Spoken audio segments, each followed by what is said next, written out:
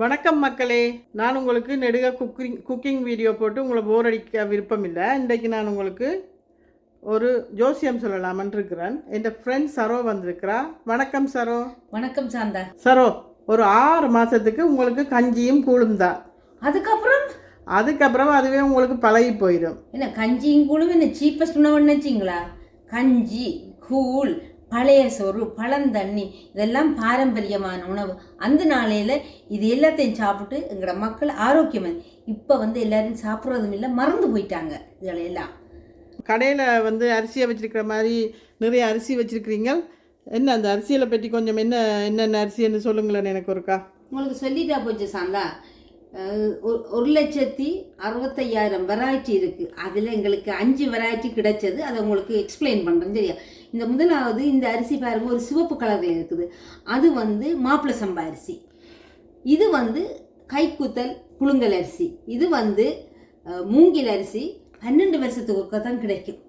இது பச்சை அரிசி. இது கருப்பு கவுனி அரிசி.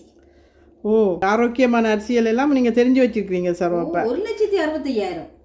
அப்போ இதில் தான் நாங்கள் இப்போ இன்றைக்கு இந்த கருப்பு கவுனியில் தான் நாங்கள் இப்போ கஞ்சி செய்ய போகிறோம்.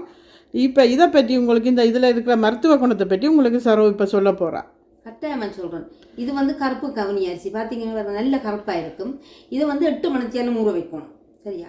அப்படித்தான் ஊற வச்சு தான் சமைக்க வேண்டும். ஆனால் உஷ்ண வலயத்தில் இருக்கிறார்களுக்கு 8 மணித்தியாலும், குளிர் வலயத்தில் இருக்கிறவ கொஞ்சம் கூடுதலான ஓவர் நைட் வைக்குவோம். அது இன்னும் சாஃப்டாக வரும். கருப்பு அரிசி, இந்த கருப்பு தோல் இருக்குல்ல, அதுக்கு கீழே இருக்கிற ஒரு வேதிப்பொருள், அதுக்கு ஆந்தோசைன்னு சொல்கிறது. அதில் இனி 2 பெனிஃபிட் இருக்குது.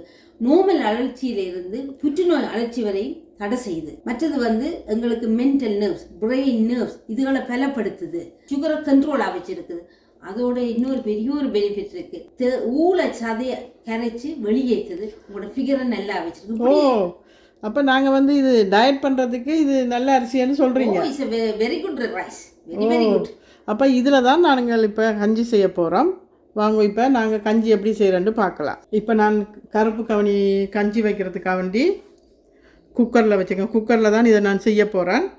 இதுக்கு நீங்கள் 1 கப் அரிசி போட்டிங்கன்னா 4 மடங்கு தண்ணி போடணும். ஏன்னா நாங்கள் கஞ்சி செய்ய போகிறோம், அதனால் 4 மடங்கு தண்ணி போடணும். இப்போ நான் இதை ஒன் பண்ணிவிட்டு ப்ரெஷர் குக்கரில் ஒரு 8 விசில் விட்டு எடுக்க போகிறேன்.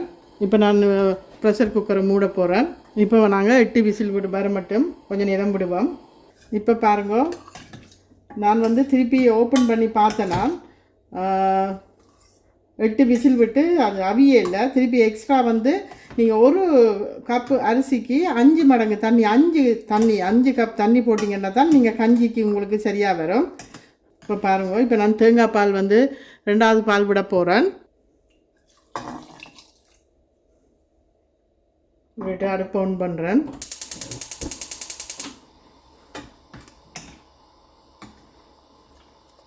கொஞ்சம் நேரம் இந்த 2ஆம் பாலில் அவியட்டுக்கும் விடுவோம். நாங்கள் 2ஆம் பாலில் அவியறதுக்கு அது கொஞ்சம் அவிஞ்சோன்னு, இன்னும் கொஞ்சம் அவிஞ்சோன்னு பிறகு முதல் பாலை விட்டு இறக்கலாம். இப்போ நாங்கள் முதல் பாலை விடுவோம். முதல் பாலை விட்டுட்டு கொஞ்சம் கொதிக்க விடுவோம்.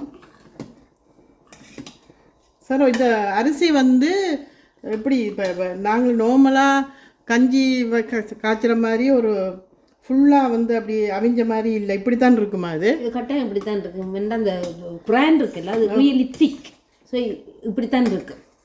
1 பங்கு அரிசிக்கு 5 கிளாஸ் தண்ணி போட்டு 15 விசில் விட்டேனா. அப்போ தான் இந்த ஒரு அவிஞ்சு வருது. இதுக்கு மேலே இவ்வளோதான். ஏன்னா இதுக்கு மேலே களியாக அவியாதது. இப்போ நாங்கள் கொஞ்சம் நேரம் கொதிக்க விடுவோம். முதல் பால் விட்டுருக்குறேன், கொதிக்க விடுவோம். ஃப்ரெண்ட்ஸ், இப்போ பாருங்க, ஓரளவு கொதிச்சுட்டு இப்போ நான் கேஸ் ஆஃப் பண்ண போகிறேன். இவ்வளவுதான் கவுனி கஞ்சி. நீங்கள் இதையும் நீங்களும் செஞ்சு பார்த்து இந்த பாரம்பரிய அரிசியில் கஞ்சியை செஞ்சு பார்த்து நீங்களும் என்ஜாய் பண்ணுங்க. இந்த சேனலை மறக்காமல் சப்ஸ்கிரைப் பண்ணுங்க. தேங்க்ஸ் ஃபார் வாட்சிங்.